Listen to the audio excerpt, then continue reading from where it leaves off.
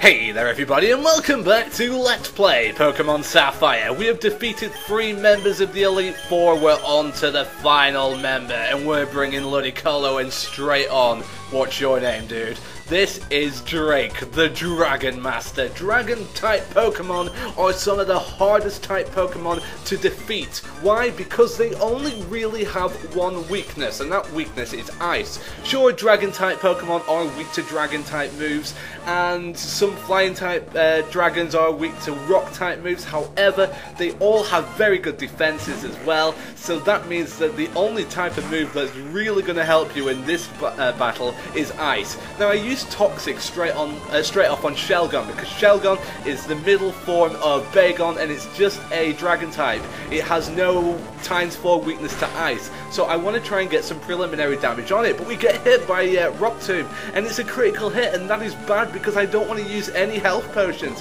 and Ludicolo is slowly dying, so we're going to use the Ice Beam straight away, and hopefully this will kill. We need this to kill so badly. We cross our fingers, and boom, we get the first kill. Drake is losing, but believe me, this battle is not over. That is just the introductory paragraph. The rest of this essay is brutal. Essay, what am I on about? I'm just rambling nonsense because I'm so scared of this trainer. We bring in Swampert instead of using Ludicolo, because Ludicolo is... we need to save her. There's a Pokemon later on. This is Flygon, a ground and dragon type Pokemon, the evolved form of Vibrava, and Flygon is so brutal because it has the Earthquake, and Earthquake is so strong, especially when it's stabbed, and Surf, a neutral hit, a stabbed neutral hit, fails to do 50% damage, and now it goes underground. And the thing is, we can't use Earthquake. Typically, if you use Earthquake on a Pokemon who was dug underground, they will take damage. However, Flygon has an ability called Levitate, which means that it is immune to all ground-type moves.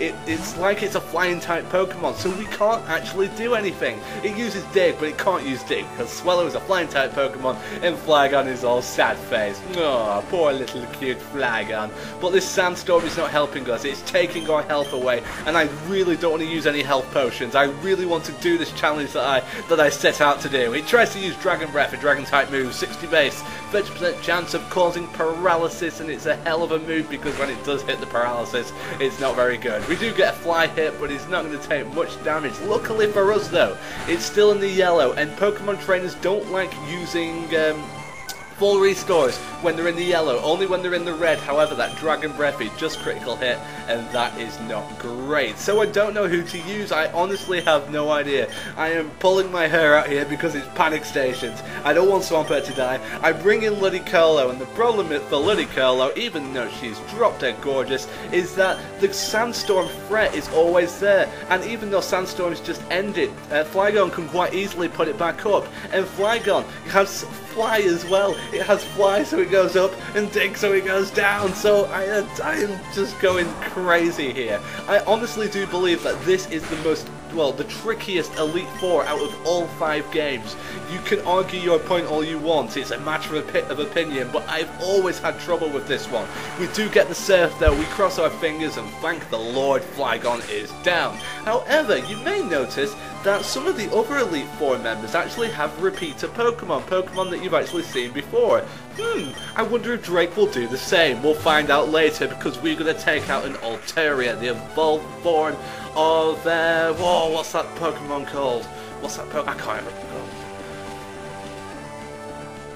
Swablu, that's the one. Yes, of course, I had a mind blank then. You remember, I do all these LPs by memory, so apologies if I forget or make a mistake from time to time. But we do hit the Ice Beam, and it's a flying and dragon type Pokemon, so we're crossing our fingers. Altaria has incredible special defense, and I was worried because Altaria could have actually survived that. However, it didn't, and Ludicolo gets her first proper kill. But now, the king of Sapphire, the king of Ruby, Sapphire, and Emerald. As far as non-legendary Pokemon go, you do not get much better than this Pokemon. The mighty Salamence. Salamence does know the Dragon Dance. It gets the Intimidate. It is an absolute monster. A flying and dragon type Pokemon. It will go down to an Ice Beam. That is how simple this situation is. But Salamence is so strong. It is brutally strong.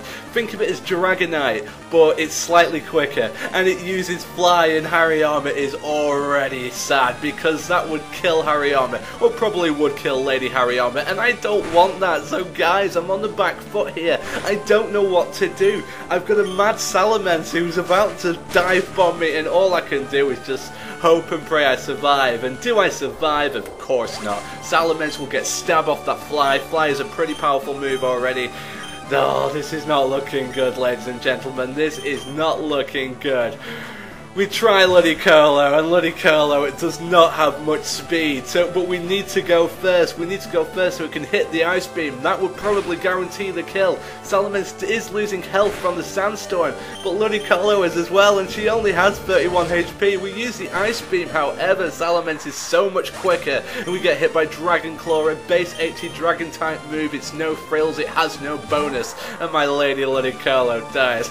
I'm so sad.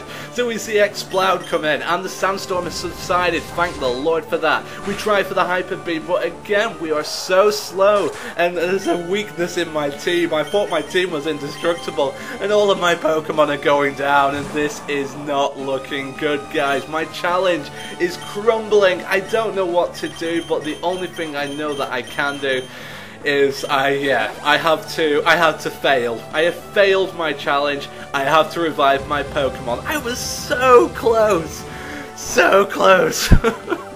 I'm sad. I am honestly very sad. But then Salamence starts using Flamethrower, and I'm thinking, are you trying to predict a switch here? You know, it can't do that. Computers can't predict switches. Only I can. I'm clever enough to do that. But no, it keeps using Flamethrower. Again, I'm not quite sure why. Please, answers on a postcard, because Swampert will resist the Flamethrower all day long. I use the Hyper Potion on Swampert just in case I need Swampert again, but Ludicolo is going to be the saviour here. Salamence realises his very silly mistake, gets the Dragon Claw back in, but now we're going to do some damage. We need to do any kind of damage whatsoever. Uses Crunch, Dark type move, not going to do much to Salamence apart from drop our special defense. But then I use Rock Smash, and I think to myself, why am I doing that? And I'm thinking, well, I'm lowering its defense, so yeah, I'm possibly going to be using Strength, and I do use Strength, but is that a good idea? I don't know. Again, answers on a postcard. It's a decent idea, it's plausible, it's logical, however, I knew that wouldn't have killed, even with the Death Drop. The only way that this guy is dying is if Ludicolo hits that Ice Beam. Fortunately, Swampert does die, and you may be thinking, fortunately, but what it does do is it gives me a free switch into Ludicolo. Now, Salamence can't kill Ludicolo unless it uses Fly. It uses Flamethrower, neutral hit, because we are a Grass-type Pokemon after all, but our Water-type resists the fire, the Ice Beam hits, and Salamence is now in an Ice Cube. Oh, God. When I was first playing through this, I thought to myself, my god, how am I going to get through this? I seriously can't beat this guy. But we do have one last Pokemon to take on, and yes, repeater Pokemon, it's Flygon. We've already seen one Flygon. This Dragon Breath should not kill, no it does nothing. Then being a ground and dragon type Pokemon, this Ice Beam will destroy Flygon. And ladies and gentlemen, boys and girls, children of all ages, I, UpstartDJ, aka Pokemon Trainer Dan, has just defeated the Elite Four. I am now the champion of the Elite Four region of Hoenn. Yes! Come on! We're winners! Gotta love it! You deserve every credit for coming this far as a Pokemon Trainer. Oh yes. Oh, thank you. I'll take all the credit. My virtuous heart and all that jazz. They touched my heart. But hey, the champion is awaiting. There's a champion as well.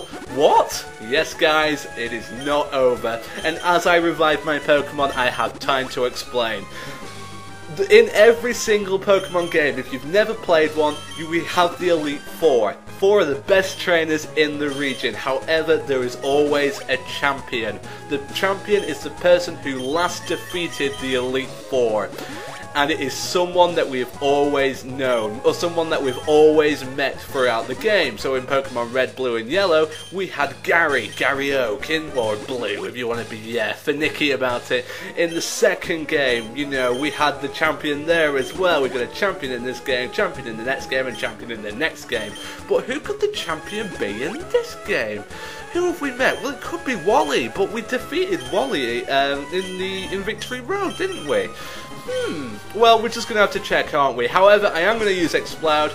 because we're not seeing much Exploud, to be honest. But hey, look at this, a long staircase. Oh, it's tense. Look at the flashing lights. Oh, it's so tense. I am so tense, guys. And as we enter into the champions room, Steven? Wow, look at it, it's Steven! You know, that scruffy-haired, creepy old guy who kept following us. And he talks to us about all that philosophical rubbish that we should be thinking with our Pokemon. Oh, and he tells us to bring it, and boy are we gonna bring it, because it's the final battle of the game, and boy am I excited. Steven does have 6 Pokemon, so this is the only fair fight we will ever see, and he starts off with Skarmory, a Steel and Flying type Pokemon, a pain in the ass, but luckily we have Overheat. Overheat, a very powerful Fire type move. Skarmory is weak to the Fire type, Fire type attack, but think of it this way, Skarmory has very poor special defense, so 1 Overheat, bang, we're down. We're up 6-5, hey, we're winning.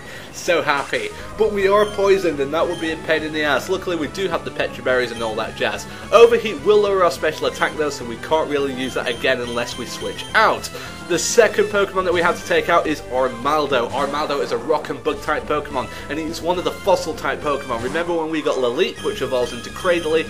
Well, the other fossil will give you the pre-evolved form of Armaldo. But Armaldo, being the rock type Pokemon that he is very weak to the water type move, and the stab water move from Swampert was so close to killing it. However, Slash will do next to nothing, and I should have expected this. The full restore, all of the Elite Four guys use the full restore, and so does Steven, and that's a pain in the ass. But we do get the Rock Smash in. It only does a little bit of damage. I don't know why I keep doing this. I just keep forgetting that they have healing moves. So again, the Surf should do it now. It should do it, shouldn't it? Oh no, Armaldo survives. I am gutted. I'm really gutted. But yeah, Slash does a little bit more, because Slash, after all, is a high crit move, although it's a very weak normal type move after all. We use the Earthquake, and Armaldo is down. 6-4. We are doing well, guys. He now brings in Aggron, a very powerful Pokemon. This is a Steel and Rock type Pokemon. So you may think Steel and Rock are 2 very good defensive types. However, it makes him ×4 weak to both ground and fighting, and that is not good for defense. However, it does use Earthquake, but Earthquake not stabbed. It's only 100 base, so it's not going to take a massive amount. But Brick Break will take a massive amount. Again, Steel and Rock both weak to fighting. We get the stab. That took 4,000 HP. Forget Aggron's HP. It took way more than what Aggron had. We get a level up, a bit more power as we take on one of the toughest Pokemon in the game.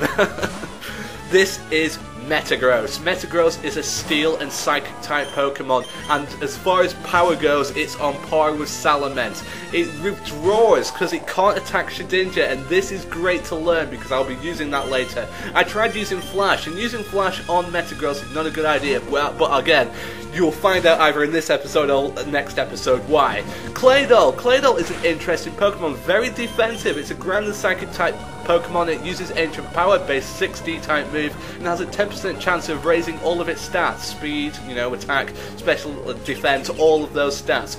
Now I'm using Poison, I'm using Toxic, simply because it is so defensive, and it's going to use Light Screen, which will weaken my special attacks by half, I think it is. So Surf won't do as much as it should do. As you can see, it actually took that pretty well for a super effective hit. It uses Reflect as well, which is the same as Light Screen, however it's more concerned with physical type moves now. So I'm actually not going to be able to do much damage, but because of the Toxic taking more and more each turn, and because of Surf doing, a bit of a number, we will be able to take it down. This Earthquake will do next to nothing because Claydol's physical attack is terrible, and Claydol should go down to this bit of poison damage. Indeed it does. We're getting there, guys. We're almost the Pokemon League champion. Everyone's getting experience. Everything is so happy as we take on the next Pokemon, which is Cradily, the evolved form of Lilip. And Cradily is a rock and grass type Pokemon, so very weak to the fighting type move. However, it's very defensive, so I'm expecting a good game here. I'm expecting a tough challenge. And I used Rock Tomb here, did I? Did I just use Rock Tomb? I'm not too sure. I used Rock Tomb. Why did I use Rock Tomb? I don't know. Am I trying to slow it down? That would be the only logical reason. Again, I recorded this so long ago, I've actually forgotten. But what Brick Break will also do is it will take out the screen, so all of my next moves will do more damage, which is fantastic. But as it is a Rock-type Pokemon, it is going to be losing... As it is a Rock-type Pokemon, sorry, it will get super effective hits from the Fighting-type moves, and a couple more Brick Breaks should do it. And I'm running out of time. I'm actually over time, so this is bonus Upstart action. But we do get the Brick Break, and hopefully it will kill. We cross our fingers, we hope and pray. Does it kill? No, it doesn't. It survives just by a little bit, but one more Brick Break should do it. So actually that Rock Tomb speed drop actually did help us in the end. However, I am running out of time, and we are at the final Pokemon of the final Pokemon trainer in the game. We're going to take out a Metagross, and if we do, we become the Pokemon League champion. Can we do it? Can we be successful? And what happens after this game is finished? Find out next time on Let's Play Pokemon Sapphire. See you later, guys.